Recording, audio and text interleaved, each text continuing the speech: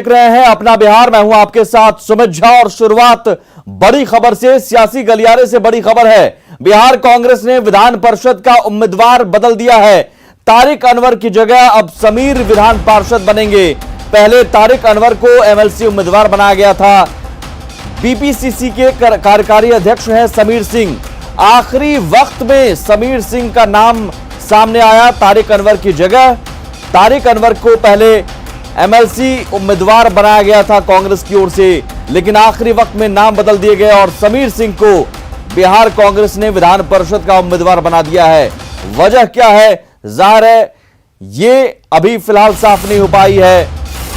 तारिक अनवर पहले एनसीपी में थे, सांसद रह चुके हैं, कांग्रेस उन्होंने ज्वाइन किया, लेकिन इस बार तारिक अनवर को एमएलसी उम्मीदवार बनाकर घोषणा करने के बाद समीर सिंह का नाम आया। ये दो तस्वीरें, तारिक अनवर एक तरफ और समीर सिंह दूसरी तरफ। समीर सिंह के साथ आप देख सकते हैं राहुल गांधी की भी तस्वीर है। ये पुरानी तस्वीर है, लेकिन तारिक अनवर का टिकट कट गया और समीर सिंह एमएलसी उम्मीदवार बन गए।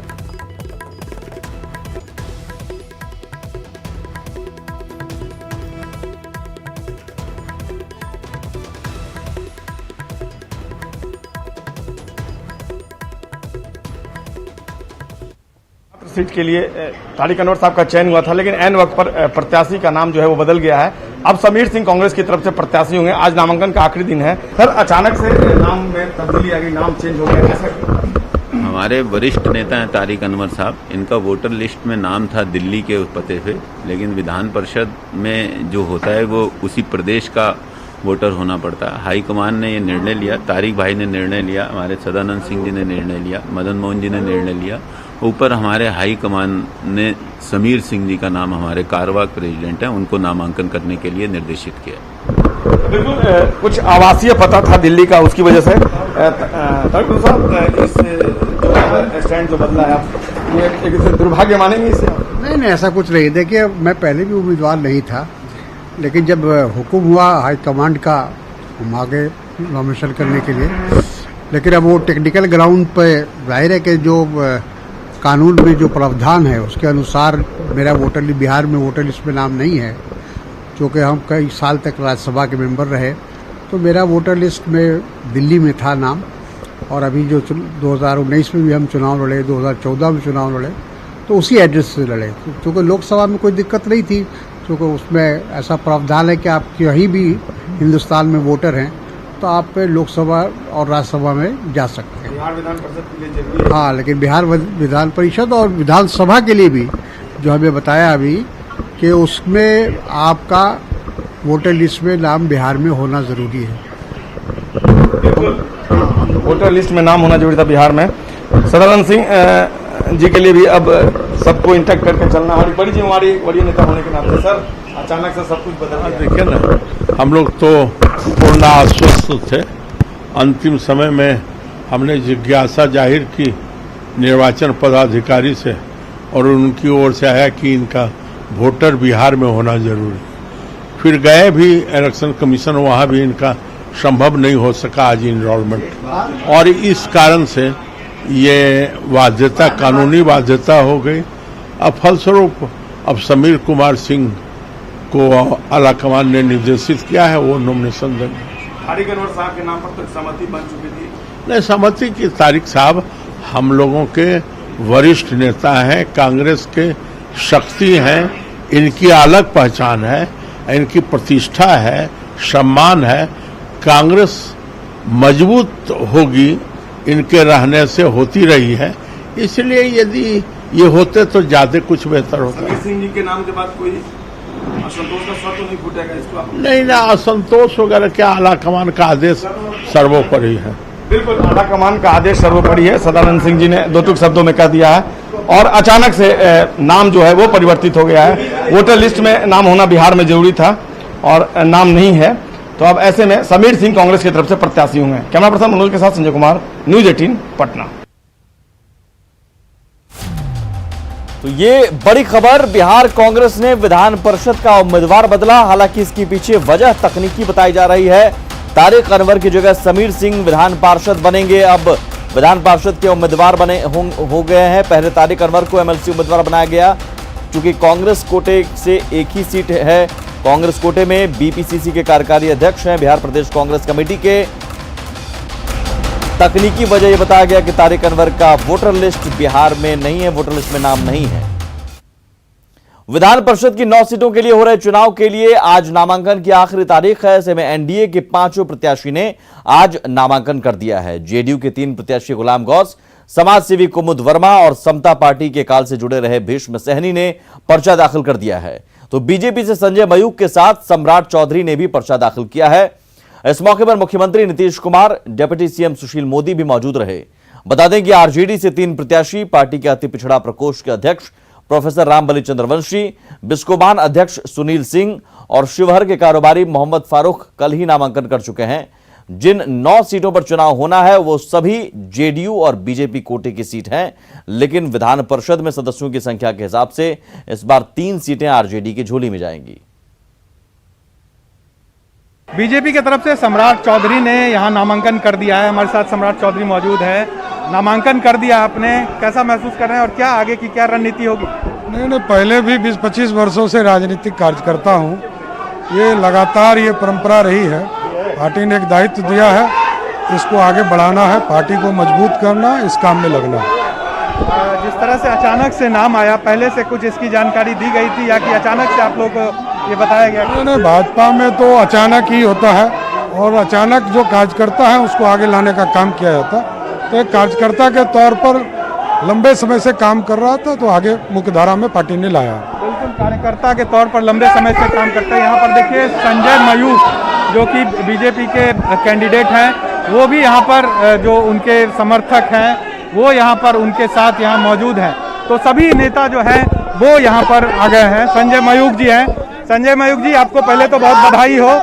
ये जो पार्टी ने आप पर विश्वास फिर से जताया है, क्या कहेंगे? मैं केंद्रीय नेतृत्व, प्रदेश नेतृत्व और कार्यकर्ताओं के प्रति पूरा आभार प्रकट करना चाहता हूं कि मेरे जैसे कार्यकर्ता को एक बार पुनः मौका दिया है। बहुत बहुत धन्यवाद, सबको धन्यवाद। जो लोग हमारे शुभेच्छु हैं उन्हें भी धन्यवाद। काफी दावेदारों के बीच से फिर से एक बार मौका मिलना, ये कहीं ना कहीं आपकी बड़ी जीत मानी जा रही है।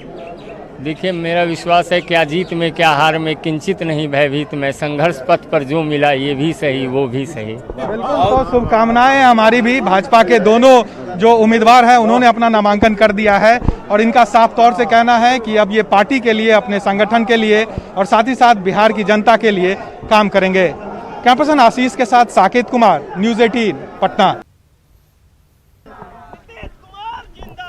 तो ये 2 तस्वीरें विधान परिषद में अब जो जा रहे हैं, जाने वाले हैं, उनका नाम तय हो गया है। नामांकन की आज आखिरी तारीख और एनडीए के 5 प्रत्याशियों का नामांकन आज हुआ, जिसमें खुद मुख्यमंत्री नीतीश कुमार, डिप्टी सीएम सुशील मोदी और कहीं न कहीं एनडीए की एकजुटता एक बार फिर से दिखाने की कोशिश भी कि एक साथ बीजेपी और जेडीयू के प्रत्याशियों ने नामांकन दर्ज किया। बीजेपी की ओर से सम्राट चौधरी और संजय मयूख ने, जबकि जेडीयू की ओर से भीष्म सहनी, कुमुद वर्मा ने नामांकन दाखिल किया। जेडीयू और बीजेपी प्रत्याशियों के नामांकन की तस्वीरें।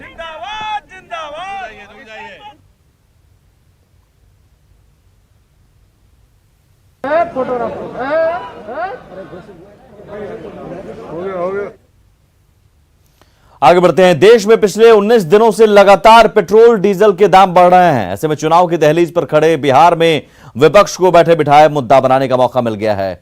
सरकार को घेरने और जनता की सहानुभूति बटोरने के लिए तेल के दाम में वृद्धि को मुद्दा बनाकर आज आरजेडी ने पटना में विरोध मार्च निकाला, जिसमें तेजस्वी यादव और तेज प्रताप यादव अपने समर्थकों के साथ शामिल हुए।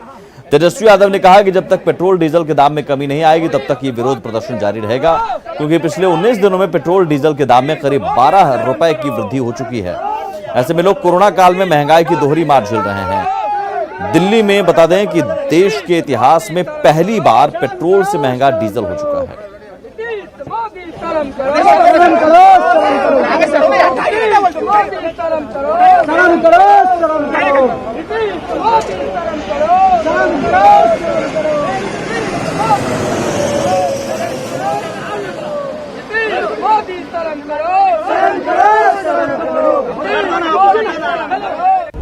महंगाई की मार को झेल रहा है और सब लोग जो है परेशान है। इसको लेकर के राष्ट्रीय जनता दल जो है, जो लगातार 20 दिनों से वृद्धि हो रही है, हम लोगों से पूछना चाह रहे हैं, क्या भारत की सरकार लगातार 20 दिनों से पेट्रोल डीजल महंगा होता जा रहा है, बल्कि कच्ची तेल की कीमतें इंटरनेशनल मार्केट में कम हो रही है, तो क्या भारत की सरकार जो है अच्छा काम कर रही है? ये हम देश की जनता और बिहार की जनता से पूछना चाहते हैं कि लगातार इतिहास में ऐसा पहली बार हुआ कि डीजल का दाम जो है पेट्रोल से भी महंगा हो गया। इसको लेकर राष्ट्रीय जनता दल कड़ा विरोध करता है। हम लोग जो है गरीबों की बात करते हैं, आम नागरिकों की बात करते हैं, किसानों की बात करते हैं, व्यापारियों की बात करते हैं, सब जो है मार झेल रहा है और ये सरकार केवल पूंजीपतियों का काम कर रहा है। इसलिए राष्ट्रीय जनता दल ने तय किया है कि हम जो है इसका सांकेतिक रूप से हम लोग विरोध करेंगे, इसलिए आज साइकिल से हम लोग निकले हैं। वहीं आज देश के चारों महानगरों सहित पटना और रांची में पेट्रोल और डीजल की कीमतें क्या हैं, इस पर भी नजर डाल लीजिए। तो दिल्ली में लगातार दूसरे दिन पेट्रोल से महंगा डीजल आज है। पेट्रोल के दामों में 14 पैसे का आज इजाफा हुआ और डीजल के दाम में भी बढ़ोतरी हुई है। 16 पैसे प्रति लीटर की बढ़ोतरी हुई डीजल की कीमतों में। दिल्ली में देखिए पेट्रोल आज 79 रुपए 92 पैसे, जबकि डीजल 80 रुपए 2 पैसे। 80 के पार अब डीजल की कीमत पेट्रोल से भी ज्यादा, ये पहली बार हुआ है। मुंबई में पेट्रोल 86 रुपए 70 पैसे, जबकि डीजल 78 रुपए 34 पैसे प्रति लीटर। चेन्नई में पेट्रोल 83 रुपए 18 पैसे प्रति लीटर, डीजल 77 रुपए 29 पैसे प्रति लीटर। कोलकाता में 81 रुपए 61 पैसे प्रति लीटर, जबकि डीजल 75 रुपए 18 पैसे प्रति लीटर। और वहीं पटना की बात करें तो यहां पेट्रोल 82 रुपए 91 पैसे प्रति लीटर आज कीमत है, डीजल 77 रुपए। रांची में 79 रुपए 90 पैसे, जबकि डीजल 76 रुपए 3 पैसे। तो पेट्रोल डीजल के लगातार बढ़ते दाम पर जहां आरजेडी ने विरोध मार्च निकाला, वहीं आम लोग भी तेल के बढ़ते दाम से परेशान हैं। पटना के लोगों की माने तो पिछले एक सप्ताह से लेकर 10 दिनों तक राजधानी में पेट्रोल और डीजल की कीमतों में बढ़ोतरी से उनकी जेब पर काफी असर पड़ा है। लोगों का कहना है कि पेट्रोल और डीजल की कीमतों में वृद्धि से महंगाई भी बढ़ रही है। कुछ लोगों से बात की हमारे सहयोगी संजय कुमार ने। पेट्रोल और डीजल की कीमतों में जो बढ़ोतरी हुई है उसके विरोध में तेजस्वी यादव आज सड़क पर उतरे हुए हैं।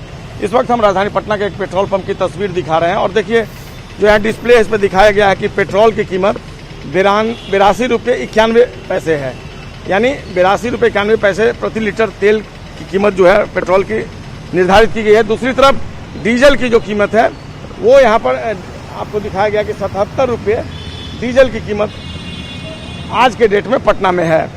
जाहिर सी बात है पिछले एक हफ्ते में डीजल और पेट्रोल की कीमतों में उतार चढ़ाव देखने को मिला है। जो आम लोग हैं वो क्या सोचते हैं? अभी आज के पहले आपने कितने दिन पहले पेट्रोल लिया था? अभी तो हमने 5 दिन पहले पेट्रोल लिया था। उस दिन क्या कीमत थी पेट्रोल की? आज 82 रुपये 91 पैसे है। उस दिन क्या था? मतलब उस टाइम तो हमने केयर नहीं किया, हमने पैसा दिया चलते बने। लेकिन अभी जो हम देख रहे हैं कि फिर पेट्रोल का दाम बढ़ रहा है। कितना असर पड़ता है आपकी जेब? बहुत ज्यादा जेब पर असर पड़ रहा है।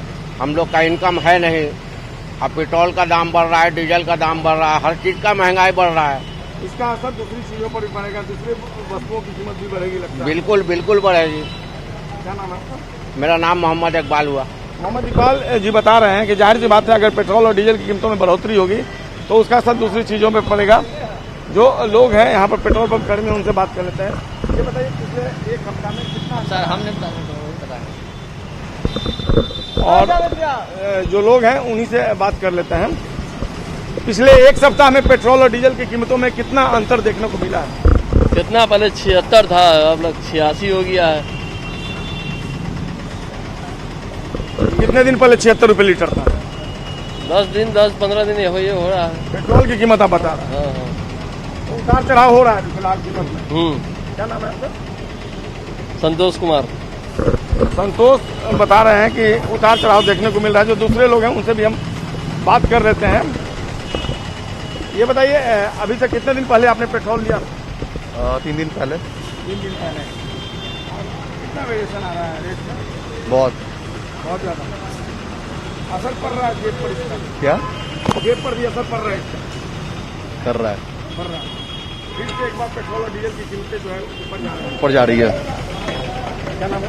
आदर्श आदर्श हैं और बता रहे हैं कि निश्चित तौर पर जिस तरीके से कीमतों में उतार चढ़ाव हो रहा है उससे जेब पर असर पड़ रहा है। निश्चित तौर पर इस तरीके से पिछले 10 दिनों की अगर बात कर लें तो कीमतों में लगातार बढ़ोतरी होती गई है और ऐसे में पटनावासी भी पेट्रोल की इस बढ़ती कीमतों को लेकर चिंतित दिख रहे हैं। कैमरा पर्सन मनोज के साथ संजय कुमार, न्यूज 18 पटना। बिहार में कोरोना संकट के बीच एक बार फिर आसमान से कहर टूटा है। अलग अलग जिलों में वज्रपात से 25 लोगों की मौत हो गई है, जिसमें सबसे अधिक गोपालगंज में 13 लोगों की मौत हुई है, जबकि सिवान में 5 और नरकटियागंज में 2 लोगों की जान गई है। मोतिहारी में 2 और मधुबनी के फुलपरास में भी वज्रपात से दंपति की मौत हो गई, जबकि दरभंगा में एक शख्स की मौत हो गई है। गोपालगंज, सिवान, बेतिया और मधुबनी में सुबह से बारिश हो रही है और इस दौरान बिजली गिरने से लोगों की जान भी गई है। बता दें कि गोपालगंज के कटैया, मांझागढ़, उचका गांव और विजयपुर में वज्रपात से 13 लोगों की जान गई है। तो आसमान से मौत बरसी है बिहार में। एक तरफ कोरोना की मार है और दूसरी तरफ आसमान से मौत आज बरसी है, जिसमें पूरे बिहार भर में 25 लोगों की मौत हो गई। सबसे ज्यादा गोपालगंज में 13 लोगों की मौत हुई है, सिवान में 5 की मौत हुई है, मधुबनी में भी 2 की मौत हुई है, मोतिहारी में भी 2 की मौत हुई है। ऐसे में जरूरी है कि आप एहतियात बरतें। इस वक्त चूंकि भारी बारिश का अनुमान है और उसी के मुताबिक बारिश हो रही है, वज्रपात की भी आशंका है, इसलिए घरों से बाहर ना निकले, जरूरी जब तक ना हो।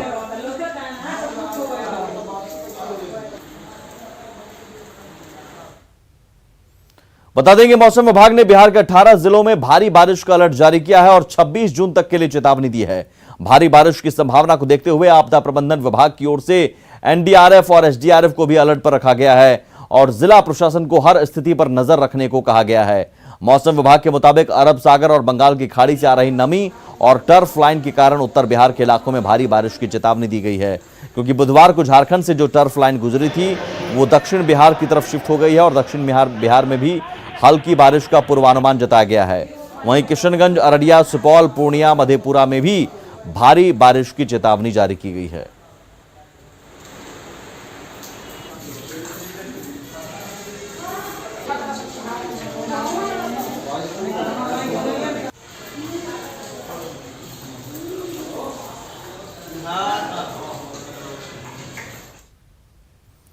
बिहार में मानसून की शुरुआत के साथ बाढ़ भी दस्तक देने लगता है। बिहार की शोक कही जाने वाली कोसी नदी इस बार भी तबाही मचाने को तैयार है। तटीय इलाकों में रह रहे लोग अभी से ही बाढ़ की आहट से डरे सहमे हैं, क्योंकि बड़े इलाके में लगी फसल बाढ़ से पहले ही तबाह हो चुकी है। ये मनोरम दृश्य भले ही लगता हो, लेकिन इन खूबसूरत तस्वीरों के पीछे छिपी है बिहार के बड़े इलाके में हर साल होने वाली बदहाली और बाढ़ की त्रासदी।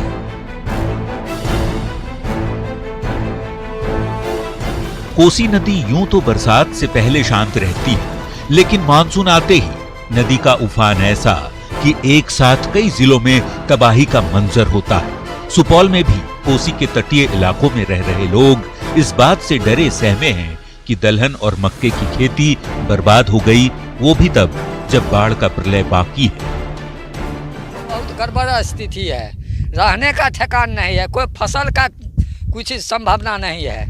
अभी तो बाढ़ आया है नहीं, इसको बाढ़ आएगा तो हम लोग को यहाँ से भास भी सकते हैं। बाढ़ से तबाही के बीच पुनर्वास की मांग हर साल होती है। सरकार की ओर से अमल भी किया जाता है, लेकिन वो ऊंट के मुंह में जीरे के समान ही है। कोई सूचना नहीं अभी तक है। हम लोग को तो बहुत बड़ा दिक्कत है। फसल भी मूंग वगैरह सारा चीज दहा गया है, सारा चीज धान भी दहा गया, वो किए थे वो भी चला गया। क्या करें, मकई भी देख रहे हैं सब एकदम वो हो गया है। नेपाल के रास्ते बिहार आने वाली कोसी नदी हर साल बड़ी तबाही मचाती है। फसलों को तो नुकसान होता ही है, जान माल की भी क्षति होती है। ऐसे में यदि आस है तो बस कोसी मैया से शायद फरियाद सुन ले।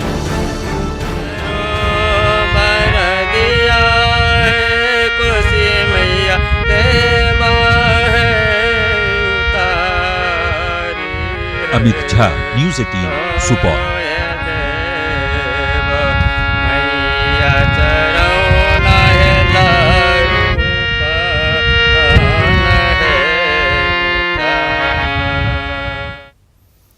खबर वैशाली के भगवानपुर से है, जहां एक युवती की सरेआम पिटाई का मामला सामने आया है। हद तो तब हो गई जब युवती को मारते पीटते ऑटो से उतार लिया गया और उसका बाल पकड़कर भीड़ ने मारते पीटते और गाली गलौज करते हुए उसे एक कमरे में बंद कर दिया। इस दौरान तमाम लोग तमाशबीन बने रहे। पूरी घटना से पुलिस बेखबर रही। पूरी कहानी बताएंगे, लेकिन पहले देखिए तस्वीरें। तस्वीरों में हम आपको दिखाने जा रहे हैं किस तरह से पिटाई की जा रही है। और दो तस्वीरें देखिए, पहले पिटाई फिर शादी। दरअसल ये पूरी घटना के पीछे जो कहानी सामने आई उसके मुताबिक जिस लड़की की सरेआम पिटाई की गई वो मुजफ्फरपुर के रहने वाली है और उसका जिस लड़के से प्रेम प्रसंग चल रहा था उसकी शादी भगवानपुर प्रखंड के हुसैना खुर्द में किसी और लड़की से 25 जून यानी आज ही शादी होनी थी। तभी 24 जून यानी कल मुजफ्फरपुर से आई लड़की ने हुसैना खुर्द पहुंचकर ये कह दिया कि जिस लड़के से शादी तय हुई है उससे उसका पहले से प्रेम प्रसंग है और वो कोर्ट मैरिज कर चुकी है। जिसके बाद ग्रामीण भड़क गए और उस लड़की की दुर्दशा कर दी। कमरे में बंद कर दिया गया। काफी देर तक हाई प्रोफाइल ड्रामा चला, जिसके बाद जिस लड़की से शादी होनी तय हुई थी उसके परिवार वालों ने उस लड़के को मौके पर बुलवाया और रात में पंचायती की गई।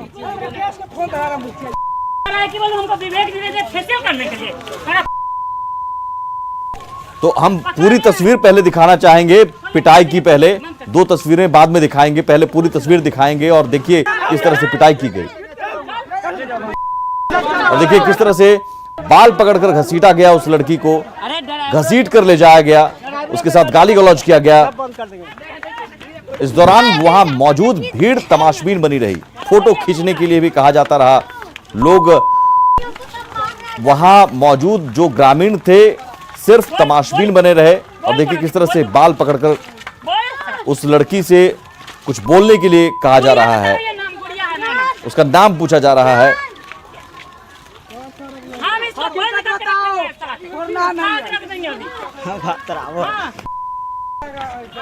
क्या वीडियो कॉलिंग देखिए, आप वीडियो कॉलिंग और इसी के साथ इस बुलेटिन में इतना ही। नमस्कार।